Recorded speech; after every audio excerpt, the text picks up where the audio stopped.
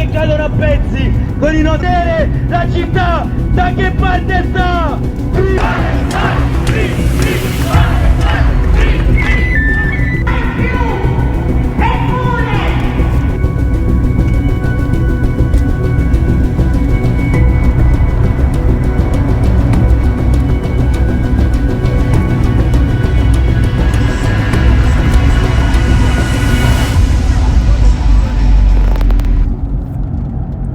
Alright, Shalom, it's your brother Yonathan. Alright, first and foremost, I want to give all praises to the Most High, Yahweh, Bahashim, Yahweh Bahashim, Rakah HaKodash. I want to give double honors to the apostles and the elders of Great Millstone. I want to say Shalom to all the brothers and, of course, the few sisters who are pursuing this truth and sincerity. May the blessing of election be upon your house. There's so much going on that, it can be difficult, with your daily life to keep up with everything. Most people don't know that there's a revolt going on in Italy right now. Right, over what the small hats are doing in the Holy Land. Okay, the people are, they're trying to stand up. What we're seeing over the past few years is contractions. When a woman is giving birth, the closer she gets to giving birth to that child, the contractions get closer and closer together. Okay, we're seeing a bunch of uprisings. We're seeing a bunch of, events where people are getting fed up. We're seeing a bunch of false flags from the left-hand side. We're seeing real events happen. We're seeing a bunch of, signs in the heavens. We're seeing a bunch of things that point to the downfall of this kingdom and the birth of the eternal kingdom. Okay? And one of the catalysts to all of this, getting going, to the domino being tipped over and everything just sequencing one thing after another, as the prophecy said they would, is all the nations being drawn out to war from the actions of Amalek. So this is Jeremiah 50 and 45. It says, "Therefore hear ye the counsel of the Lord that he have taken against Babylon." Okay, this is Babylon the Great, mystery Babylon, right? "And his purposes that he hath purposed against the land of the Chaldeans." Okay, the priesthood. Okay, on the left-hand side, the Edomites with the science and technology. You could just straight up say, their magic, their capabilities of deceiving the masses. "Surely the least of the flock shall draw them out." The least of the flock of the nation of Edom, the people that are ruling, will be the Amalek, the people that are, masquerading as the Jews, people who stole our identity. Okay, they're the least of the flock, and they're drawing all the nations, they're drawing all the world into a conflict. Okay, people are taking sides, and that's going to set the stage for many other prophecies to go down. Okay, again, "Surely the least of the flock shall draw them out. Surely he shall make their habitation desolate with them. At the noise of Babylon, the earth is moved, and the cry is heard among the nations," because this place is going to be destroyed by way of nuclear fire. That's the end of Babylon the Great, which is the main country or corporation that the elites use to forward their agenda in the earth. Okay, I wonder how this reads in the GNT. Let's go to Jeremiah 50. Read it one more again.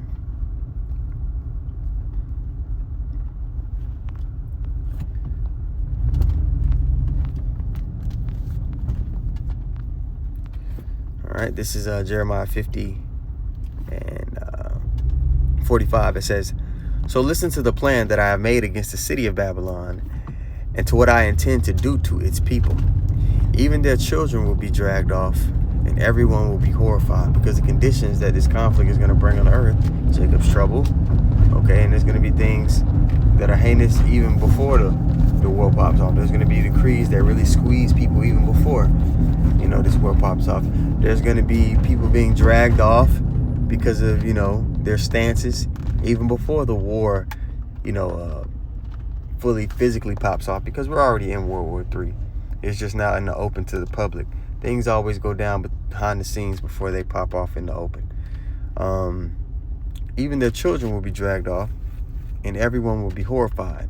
When Babylon falls, there will be such a noise that the entire earth will shake. Those missiles making the earth rock to and fro like a drunkard. And the cries of the alarm will be heard by the other nations. All right, and people say, "Oh, brother, how you know that's talking about the Edomites? How you know that's talking?" Okay, let's go to the previous chapter. This is Jeremiah 49 and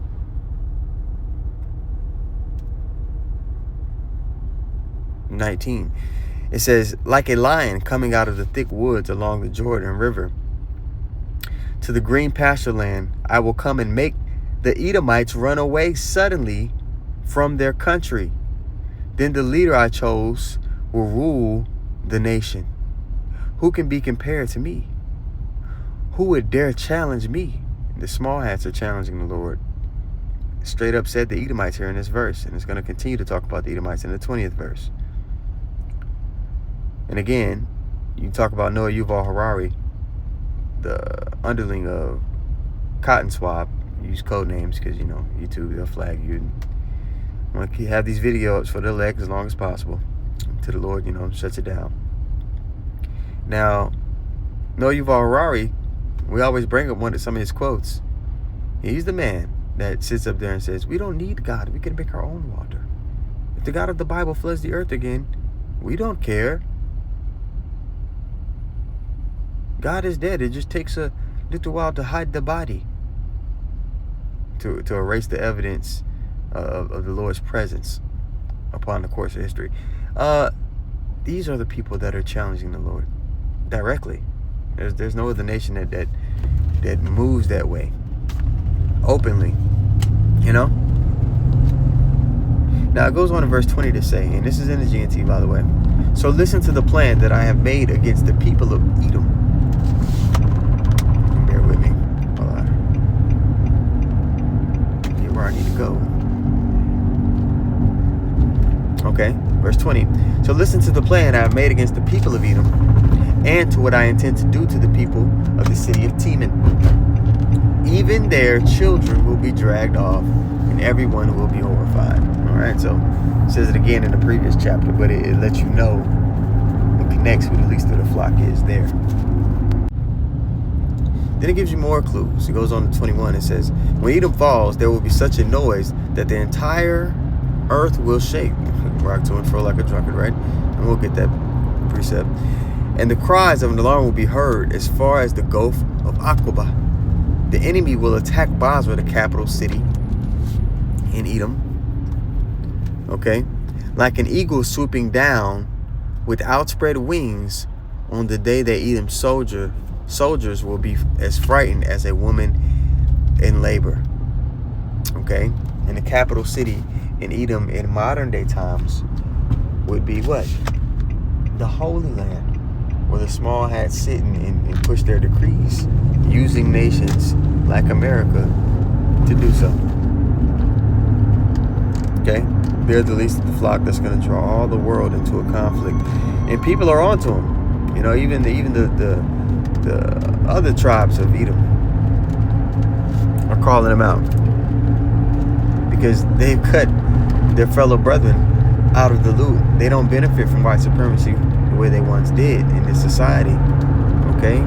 Amalek even, they purposely even put some of their own people in this high-tech bondage that they're pushing for. So, people aren't just going to go quietly into the night. There's going to be much sedition. There's going to be much chaos. There's going to be Egyptian against Egyptian.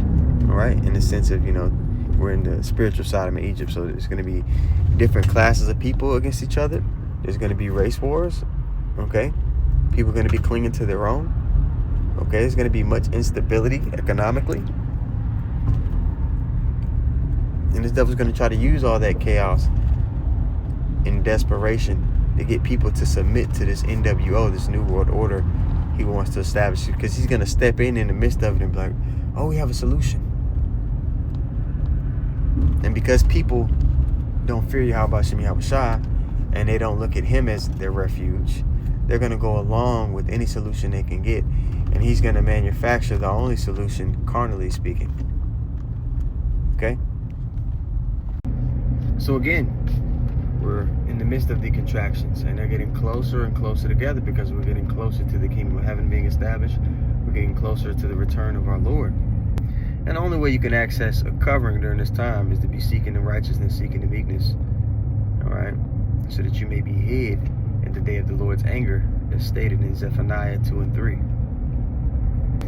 The scriptures doesn't give a time stipulation on how long or stretched out Jacob's trouble will be. But it does equip us with the wherewithal to weather that storm. There's a lesson that the elder Yahshua just put up. He said the title was it's annoying on Jake's misconceptions of Jacob's trouble, because it's not really talked about in great detail in these other camps.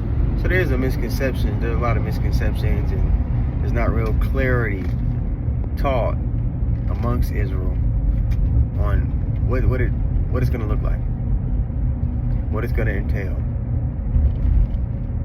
what you should be doing during that time, things that you might encounter. All right, because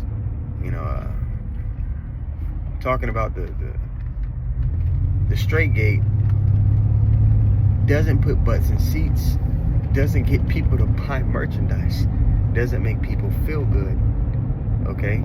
Especially not women, right? But the scriptures tell the prophets that through the terror of the Lord we persuade men. So these are things that you got to address and talk about. Now the lesson the elder Yahshua made, I haven't watched it yet. I'm gonna watch it after this, and I hope you all tune in and watch it too. For those who don't know who elder Yahshua is, and you might be new to this truth, I'll put the link to his video in this video, and some other links in there. If you're sincere and you want to learn, I got a PDF in the bio. If you want to just get a foundation of what we're all about, what this truth is about, compilation of notes and outlines from various brothers throughout Great Millstone, so that you can kind of follow along, speed up your spiritual development. But Abaratazah, the lesson was edifying. I want to give all praises once more to Yahweh, Bahashem, Yahushai, Bahashem, Rakah HaKodash. I want to give double honors to the apostles and the elders of Great Millstone. I want to say shalom to all the brothers and, of course, the few sisters pursuing this truth in sincerity. All right? May the blessing of election be upon your house. Shalom.